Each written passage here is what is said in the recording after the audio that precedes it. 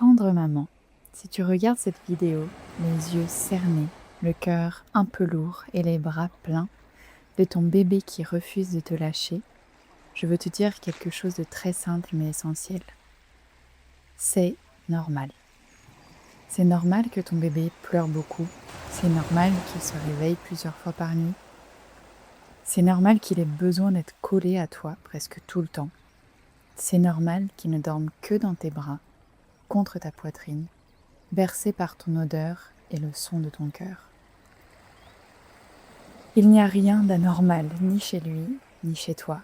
C'est la vie qui se déploie dans toute son intensité. Un bébé naît immature.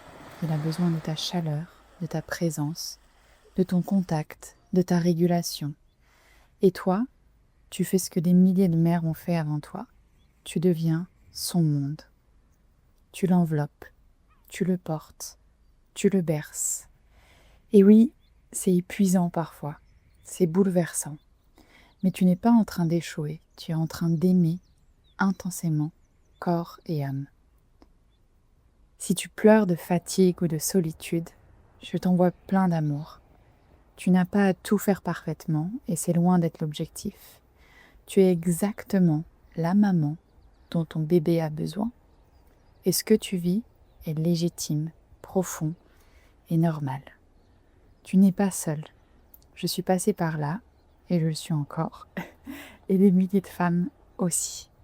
Alors repose-toi quand tu peux, lâche ce que tu peux et surtout parle, partage, demande de l'aide. Tu n'as pas à porter tout ça seul. J'espère que ces mots t'ont apaisé, t'ont rassuré. Et je voulais te partager un petit peu mon expérience aussi par rapport à tout ça.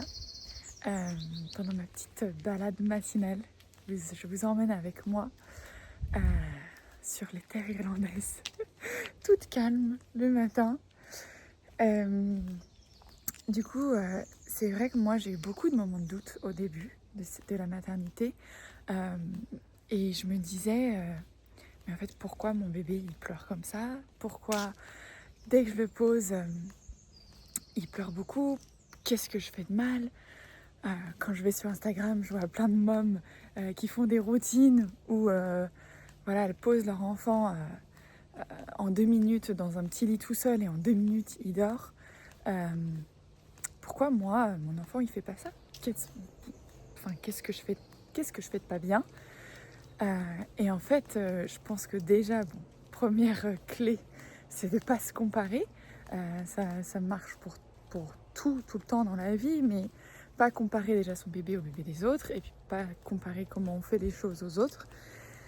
Mais c'est vrai que c'est pas facile, parce que quand on voit sur Instagram que des routines comme ça, où la mère, elle se lève à 5h du mat, et elle a le temps de faire 2 séances de sport, et un petit déjeuner de fou, et le bébé dort, et tout ça, enfin, on se dit, mais qu'est-ce qui se passe, quoi?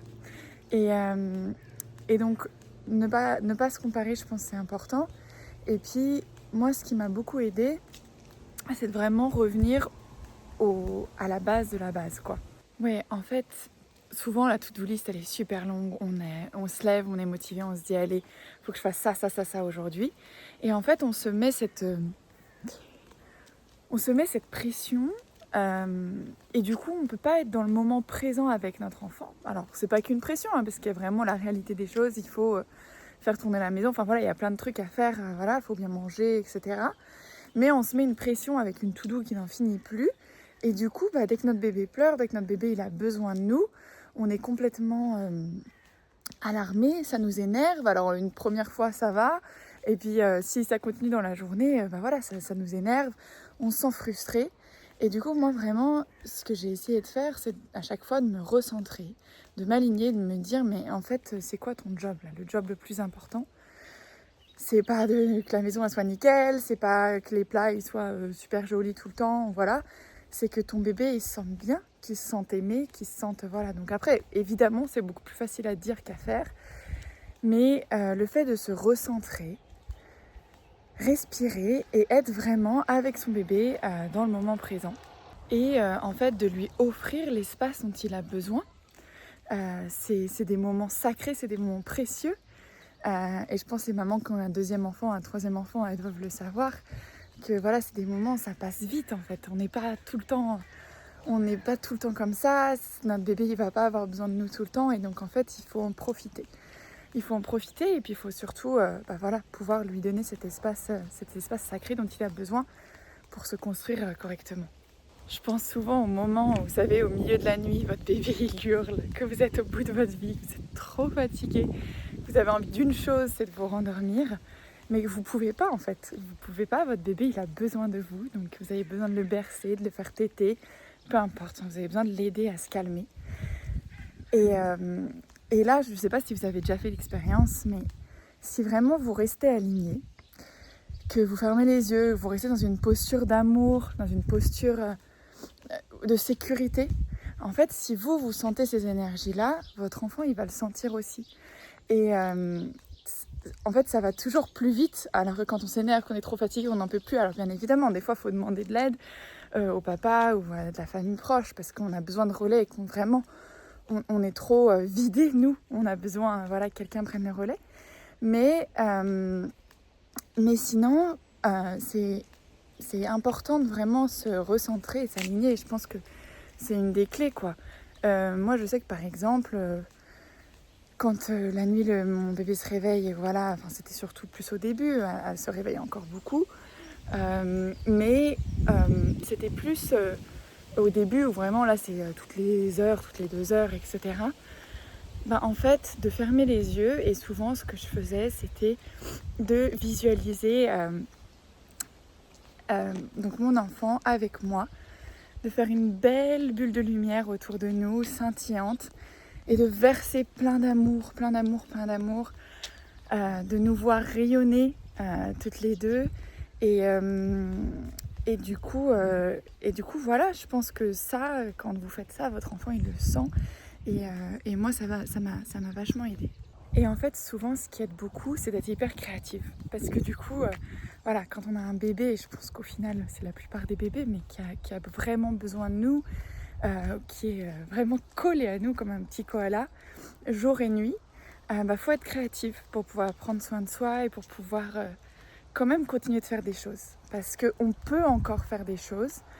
Et si vous me dites mais non, mais c'est impossible, j'ai pas le temps, etc. Alors attendez 2 secondes, il y a une petite voiture, je pose. Voilà, qu'on essaie de se convaincre en fait, et qu'on se complaît dans ce scénario de mais j'ai plus de temps pour moi, ça va pas, etc. En fait c'est faux, c'est pas vrai. Évidemment ça ne va pas ressembler à le je prends soin de moi d'avant, mais c'est possible de le faire.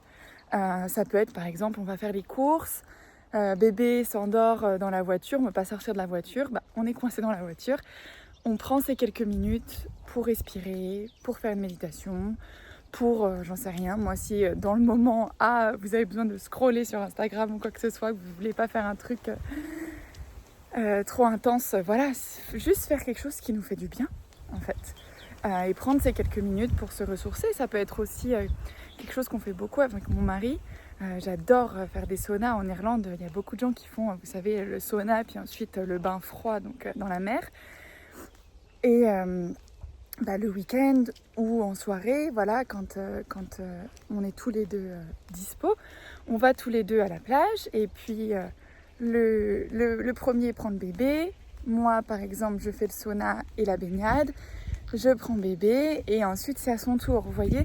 Donc c'est des petites choses comme ça, toutes bêtes, mais où vous pouvez quand même prendre du temps alors bien évidemment le faire garder aussi, pour vraiment avoir du temps pour vous 100%, aller vous balader 1 heure, recharger les batteries tout seul parce que c'est important.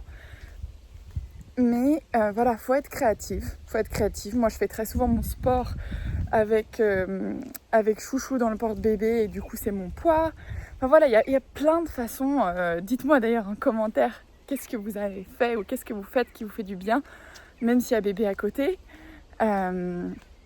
Et voilà. Si votre bébé peut être avec vous, contre vous un maximum du temps, c'est l'idéal. Et puis des fois c'est juste pas possible parce qu'on a plusieurs enfants, parce qu'on a, je sais pas, le dîner en route, etc. Et si ça arrive, c'est pas grave.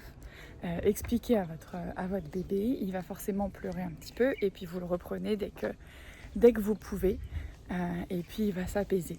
Rappelle-toi aussi que tu es capable de revenir à ton alignement. Tu es capable de respirer, de te recentrer. Et si parfois tu n'y arrives pas, tu n'y arrives pas, tu es de mauvaise humeur, etc.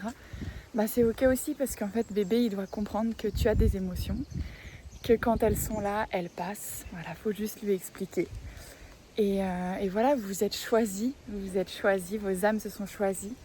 Donc continuer de faire harmonie et d'être en harmonie et d'être une fusion au début, parce que je suis désolée, il y a plein de vent.